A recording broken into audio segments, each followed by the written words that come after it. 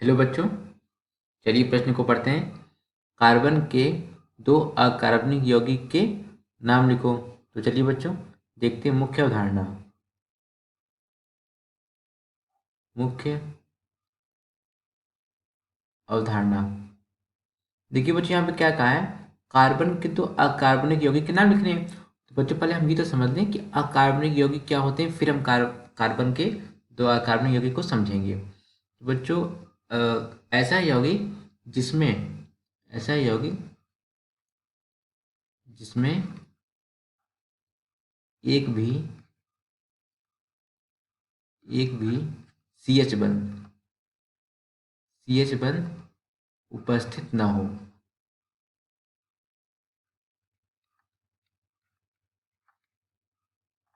उपस्थित न हो तो ऐसे यौगिक को क्या बोलेंगे? ऐसे यौगिक को बोलेंगे हम अकार्बनिक यौगिक।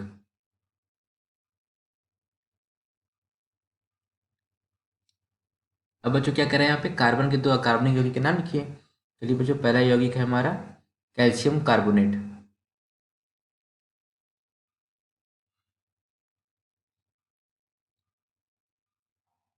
कैल्शियम कार्बोनेट, इसका सूत्र क्या होता है, रासायनिक सूत्र बच्चों? CaCO3। CaCO3 होता है। प्रकृति में यह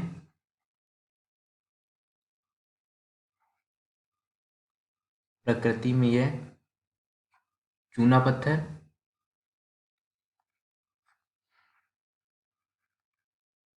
चूना पत्थर संगमरमर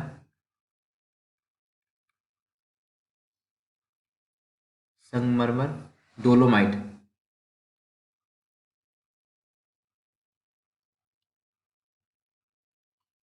डोलोमाइट के रूप में पाया जाता है।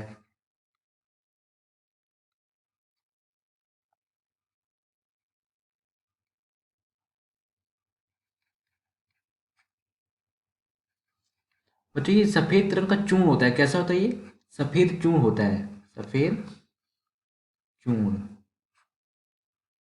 चूर्ण मतलब बच्चों पाउडर। सफेद चूर्ण।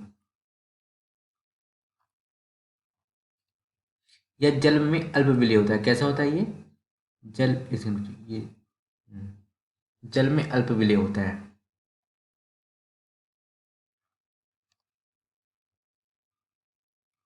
जल में अल्प विलेय। बच्चों, गर्म करने पर क्या होता है, ये देखिए आप समझ लेते हैं। गर्म करने पर क्या होता है? कैल्शियम कार्बोनेट को जब हम गर्म करते हैं तो किस में अपघटित होता है ये बच्चों? होता है CO+CO2। यानी कौन सी गैस निकल रही है बच्चों? ये हमारी निकल रही है कार्बन डाइऑक्साइड गैस, CO यानी कैल्शियम ऑक्साइड। और कैल्शियम कार्बोनेट हमारा क्या बच्चों? सॉलिड होता है। तो बच्चों ये हमारा हो गया पहला यौगिक। अब दूसरा यौगिक क्या हमारा? दूसरा यौगिक हमारा कार्बन डाइऑक्साइड गैस। कौन सी बच्चों? Carbon dioxide gas. Carbon dioxide.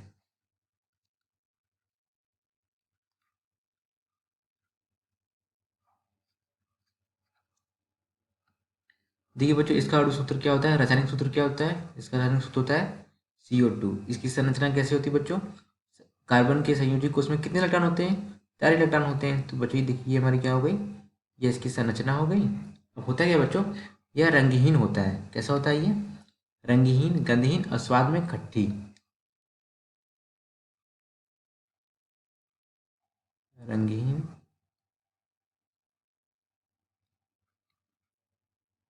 गंधहीन,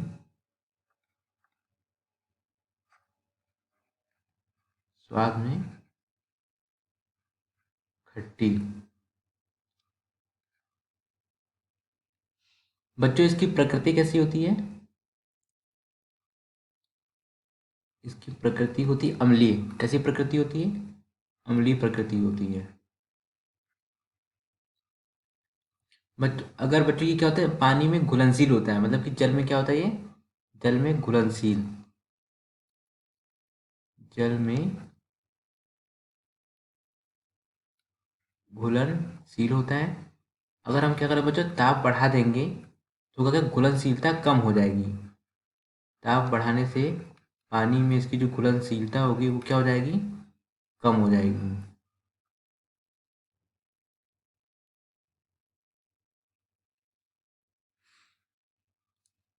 बच्चों ये ग्रीन हाउस गैस है, कैसी गैस है, ग्रीन हाउस।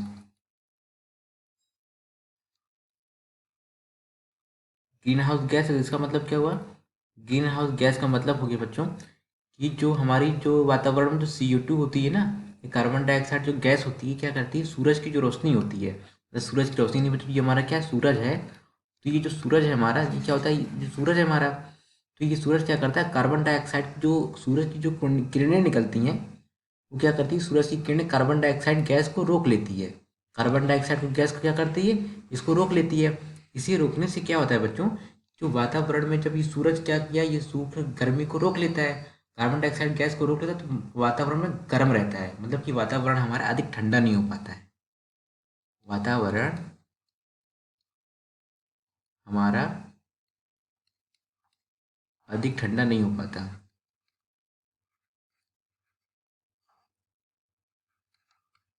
अधिक ठंडा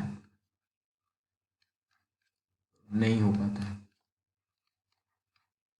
जब वातावरण अधिक ठंडा नहीं होगा तो पृथ्वी का वातावरण किसके लायक, जीने लायक रहेगा, जीव जंतुओं की अपेक्षा क्या रहेगा, जीने लायक उनके रहेगा कि हाँ ज़्यादा ठंड, अगर ये कार्बन डाइऑक्साइड गैस अगर उपस्थित ना हो बच्चों, तो पृथ्वी का वातावरण यानी कि पृथ्वी का वातावरण के अधिक ठंडा हो जाएगा, तो जिससे अधिकांश जीव जंतु सर्वाइव नहीं कर पाएंगे, जीवित नहीं रह पाएंगे। तो बच्चों CO2 की क्या हो गई, ये हमारी अहम भूमिका होती है, क्या, ये ग्रीन हाउस गैस होती है। तो बच्चों देखिए यहाँ पे क्या पूछा, दो अकार्बनिक यौगिक पूछा था। पहला हमारा अकार्बनिक यौगिक क्या हो गया, कैल्शियम कार्बोनेट, क्या है बच्चों, कैल्शियम कार्बोनेट। और दूसरा क्या हो गया हमारा, दूसरा हमारा हो गया कार्बन डाइऑक्साइड। अकार्बनिक यौगिक किसे बोलते हैं, जिसमें ऐसा यौगिक जिसमें एक भी CH बंध उपस्थित ना हो, उसे हम क्या कहते हैं बच्चों, अकार्बनिक यौगिक कहते हैं। आशा करते हैं आपको समझ आया होगा। धन्यवाद।